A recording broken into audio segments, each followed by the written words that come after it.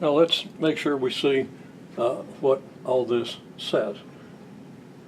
I put some numbers here, just arbitrary scale, assuming coordinate here is 4, 9, 14, 19, and didn't label this one, but it would be 24. Then the points of tangency are at, I estimated, x equals 3, x equals 7, x equals 15, and x equals 23. That 7's a little fuzzy, probably should be 7.5, but we'll just take the whole number because all we're trying to do is indicate this. We're not trying to, at this point, prove anything.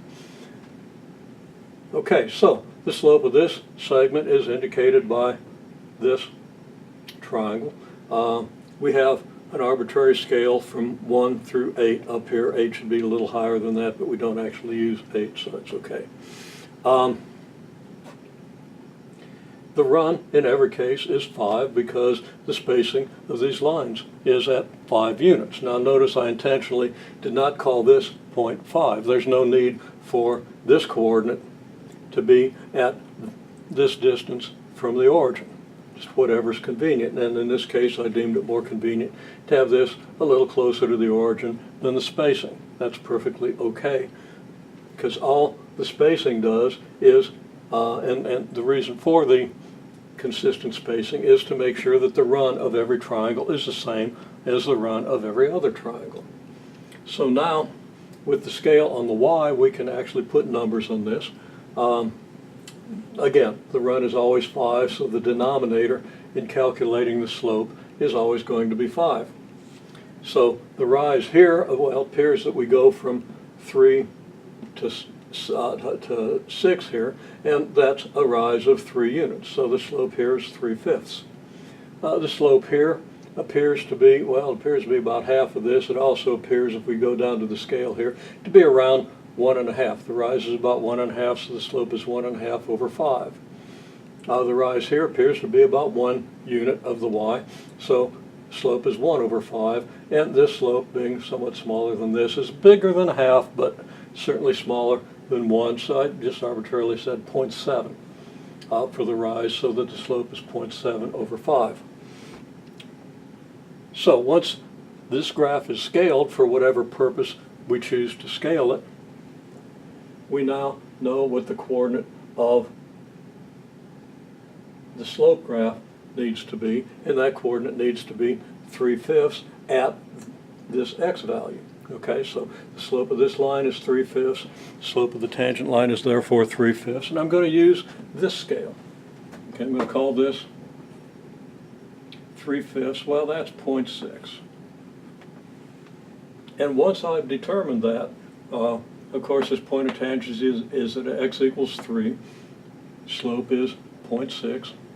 Once I've put that number on the y scale, everything else is determined. So that we come down here, and it's a little high. About here, we get 0.3. Then we divide this into couple of equal intervals and divide this in a couple of equal intervals. And of course, you would be hard-pressed to actually trisect a line, so you almost can't construct this scale. But we put this scale on here in one way or another. We determine these numbers.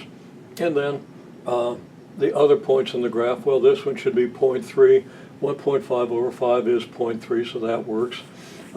This one appears to be right at about 0.2. 1/5 is 0.2, so that works out. And I didn't fudge this, I just did this honestly. But I'd have a bad angle on this thing. You can probably see better than I can that I didn't do it with perfect accuracy. I'm just lucking out. And 0.7 over 5 is 1.14. If I project this point over here, it's between 0.1 and 0.2, pretty close to halfway. So everything appears to be pretty consistent.